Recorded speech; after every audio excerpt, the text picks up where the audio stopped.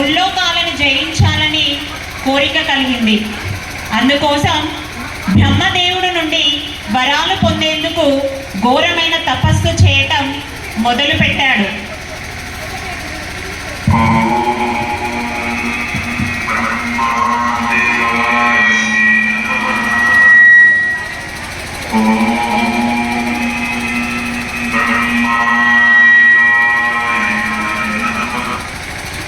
ఎండ వానలనకుండా, ఆకలి తప్పిదం తెలియకుండా ఏళ్ల తరబడి మహిషాసురుడు చేసిన తపస్సుకు బ్రహ్మదేవుడు ప్రత్యక్షం కాక తప్పలేదు.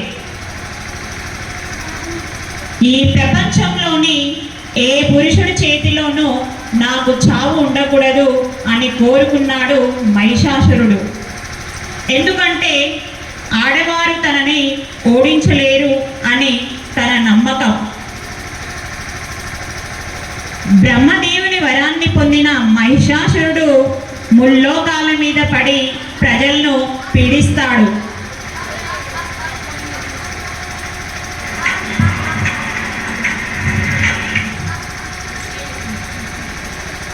సాక్షాత్తు బ్రహ్మ విష్ణువులు కూడా అతన్ని ఏమీ చేయలేకపోయారు. దానితో ఆ రాక్షసుని ఎదుర్కొనేందుకు వారంతా కలిసి ఒక ఉపాయాన్ని ఆలోచించారు. మహిషాసురుడి చావు స్త్రీ చేతిలో ఉంది కాబట్టి అతన్ని ఎదుర్కొనేంత బలవంతురాల్ని సృష్టించాలి అనుకున్నారు. అలా వారందరి అంశతోని ఉద్భవించిన దేవతే దుర్గాదేవి.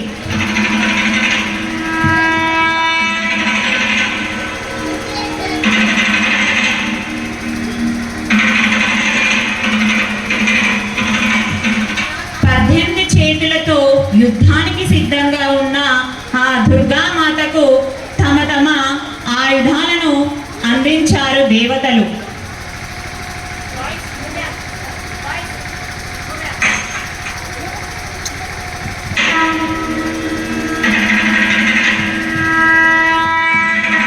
విష్ణువు సుదర్శన చక్రాన్ని, శివుడు త్రిశూలాన్ని, దేవేంద్రుడు వజ్రాయుధాన్ని అందించారు.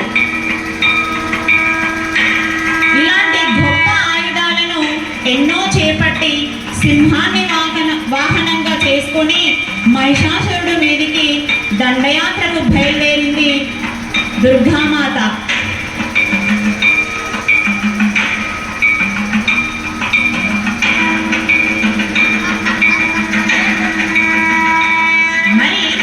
మహిషాసురుడు తక్కువవాడా? 1,00,000 మంది సైన్యంతో దుర్గామాతను ఎదుర్కొన్నాడు.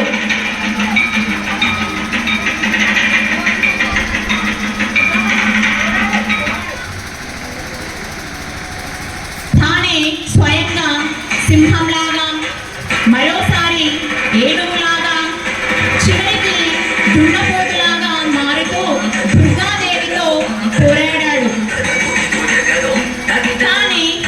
అతని 1,00,000 మంది సైన్యాన్ని దుర్గాదేవి ఆమె వాహనం మీద చీల్చి చెండాడింది.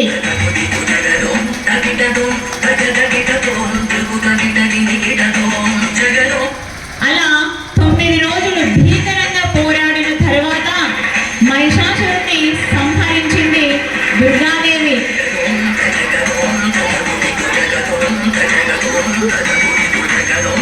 ఆ సందర్భంగా దేవతలందరూ సంబరాలు జరుపుకున్నారు.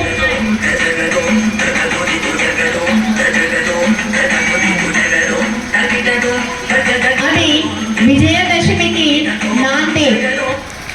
9 రోజుల పాటు యుద్ధం జరిగి